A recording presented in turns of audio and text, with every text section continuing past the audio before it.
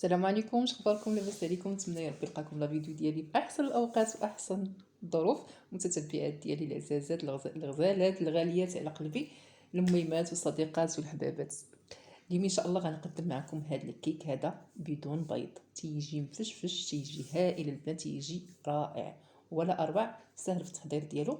بقاو في الفيديو حتى الاخير وغتشوفوا الطريقه والمقادير، وما تنسونيش بالدعم ديالكم وباللايكات ديالكم وبالبارطاج، وبقاو في الفيديو حتى الاخر. بسم الله على بركه الله. غادي ناخذ واحد الاناء اللي غادي نخلطوا فيه المقادير، يعني النواشف كامله. درت مليحه.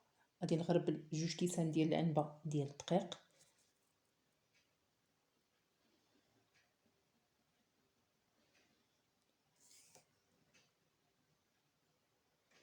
2 معالق كبار ديال الكاكاو اولا 2 ساشيات ديال الكاكاو،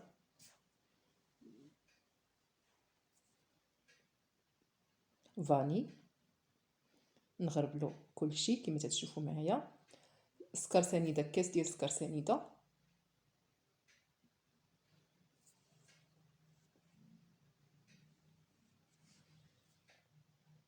وجوج و 3 الخمارات حمرين.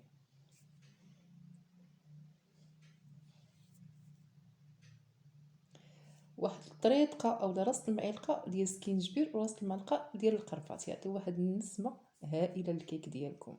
تنغربلو كلشي وتنخلطو كلشي كما تشوفوا معايا. عاد نضيفو السوائل. هاد الكيك بدون بيض تيجي هائله البنات. واللي ما بغاش الكاكاو ممكن ما يديروش، يعني ماشي شرط انكم ديروه، ولكن تيجي زوين، تعطي واحد المذاق زوين للكيك ديالكم. تنخلطوا العناصر كلها مزيان كما تشوفوا معايا.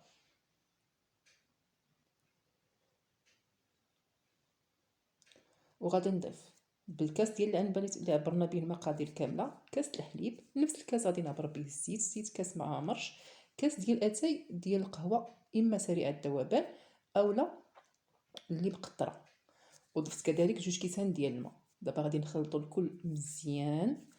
الا خصنا الطحين غادي نزيدو، الا بانتنا انها باقي جاريه، حنا القوام ديال الكيك عارفينه، الا شفناها انها صافي داك هو القياس ديالها ما نضيفوش الطحين. الا خصنا الطحين غادي نضيفو الطحين بطبيعه الحال. كنخلطوا دابا مزيان الخليط ديالنا كامل. ممكن نديرو طراب كهربائي اولا طراب يدوي كما تشوفوا معايا. انكم تخلطوا الخليط ديالكم مزيان.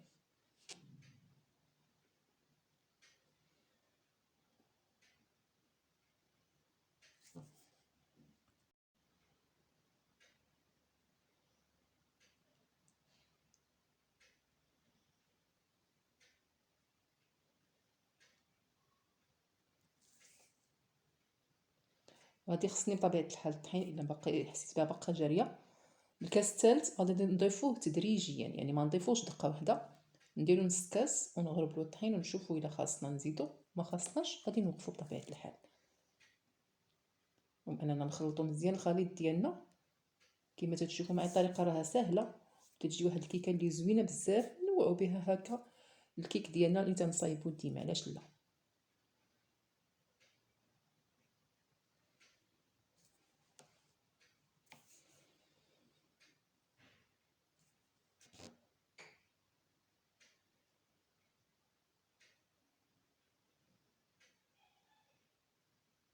تنخلطو مره اخرى مزيان كما تشوفوا معايا.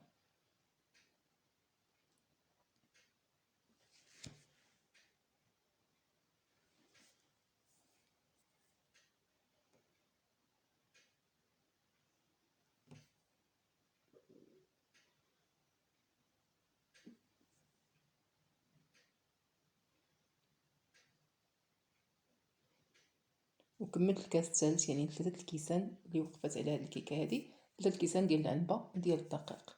صافي غادي نخلط العناصر كامله مزيان مزيان، يعني تخلطوها مزيان حتى تشوفوا ان العناصر كلها انسجمات، ويعني ما بقات يبان لكم لا طحين لا والو. صافي توقفوا القوام، غنوريكم القوام اللي غتكون عليه هاد الكيك هذا.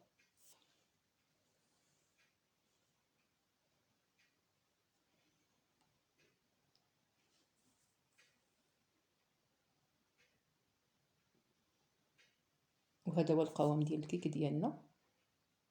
وفي هذه الاثناء بطبيعه الحال تنكونوا شعلنا الفران ديالنا ودرناه تيسخن درجه متوسطه، يعني تنشعلو درجه متوسطه وتندهنوا المول ديالنا بالزبيده وشويه ديال الطحين، تنرشوه بشويه ديال الدقيق ونهزو يدينا الفوق فاش نكونوا تنعمروا المول ديالنا بالكيك ديالنا كما تتشوفوا معايا. وبالنسبه للمول، اي مول بغيتو يعني دائري او لا داك المستطيل اللي عندكم واللي يعجبكم بطبيعه الحال.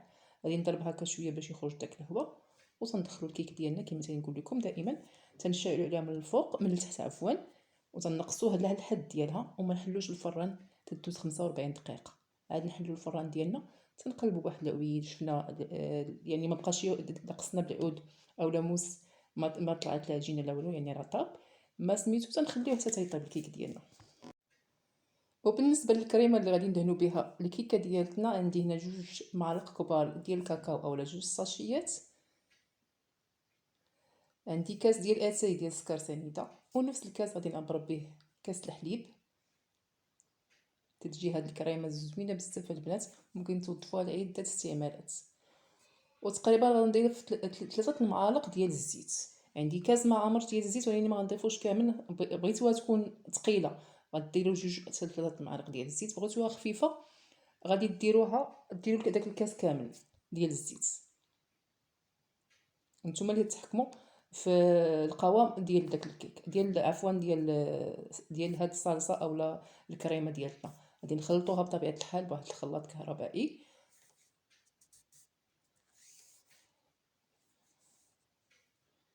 تنخلطو حتى نشوفوا الخليط ديالنا ولا كريمي ومتجانس بطبيعه الحال كما تشوفوا معايا.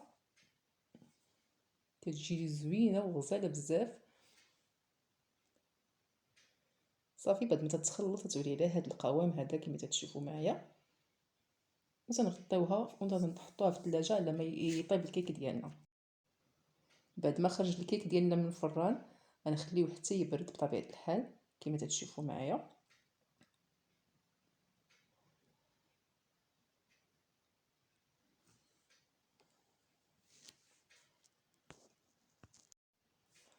غادي ندهن الكيك ديالي بالكريمه اللي صايبت، تتجي ممتازه هاد الكريمه. تندهنوا الكيك ديالنا يعني تندهنوه كامل كما تشوفوا معايا، ونزوقوه باللوز ايفيلي اولا كاوكاو ايفيلي اللي عندكم توفر، ممكن انكم تزوقوا به اولا الكوك اللي عندكم، يعني تيبقى لكم الاختيار بطبيعه الحال. تجي واحد الكيكه اللي ممتازه. نتمنى الفيديو ديالي ما يعجبكم ويرقكم، وما تنساونيش باللاكاس ديالكم وبالبارطاج.